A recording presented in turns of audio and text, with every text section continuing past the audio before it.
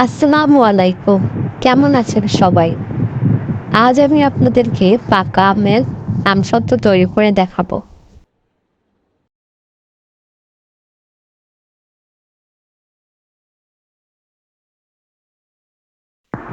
তো চলুন শুরু করা যাক। এখানে আমি পাকা আম নিয়েছি ১.৫ কেজি পরিমাণে। আমগুলোর খোসা ছাড়িয়ে নিব। আমি এখানে সম্পূর্ণ পাকা আম ব্যবহার করিনি, কিছুটা কাঁচা রয়ে গেছে এমন আম ব্যবহার করেছি, এতে করে কাঁচা আমের একটা ফ্লেভার পাওয়া যায়।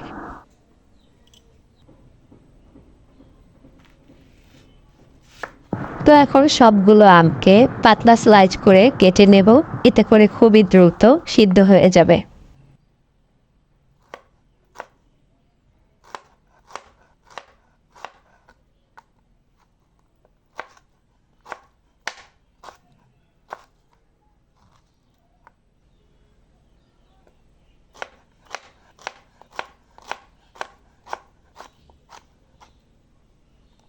কেটে নেওয়া আমগুলোকে পাতিলে নিয়ে চুলার জালটা অন করে দিব এবং সিদ্ধ হওয়ার জন্য আমি এখানে ১ কাপ পরিমাণে পানি অ্যাড করব।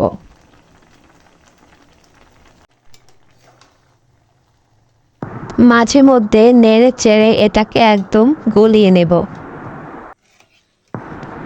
এবং ঠান্ডা করে ব্লেন্ড করে নেব। এরপরে চুলার জালটা অন করে দিয়ে এর মধ্যে আধা কাপ পরিমাণে চিনি দিয়ে নেব এবং ভালো করে মিশিয়ে দেব। দিয়ে দেব আধা চামচ পরিমাণে মরিচের গুঁড়া, 1/4 চামচ পরিমাণে লবণ। এরপরে অনবরত নেড়ে চেড়ে এরকম থপথপে করে নিতে হবে। যখন এরকম থপথপে হয়ে যাবে তখন চুলাটা অফ করে দিতে হবে। তারপরে একটি স্টিলের থালায় সরিষার তেল ব্রাশ করে নিয়ে এর উপরে গরম অবস্থায় আমের পিউরিটা ঢেলে দিতে হবে। চারপাশে সমানভাবে ছড়িয়ে দিন। এরপরে ৩ থেকে ৪ দিন কড়া রোদে শুকিয়ে নিতে হবে।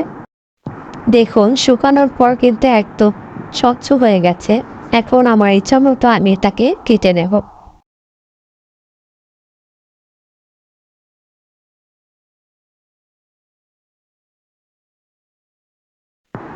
দেখুন এটার কালারটা কিন্তু একদম দোকানের ম্যাঙ্গো বারের মতোই হয়েছে, আলহামদুলিল্লাহ।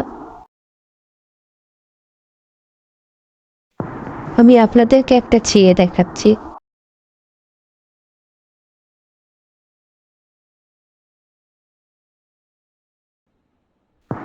আমসত্ত্বগুলোকে একটি কাচের বয়ামে সংরক্ষণ করুন।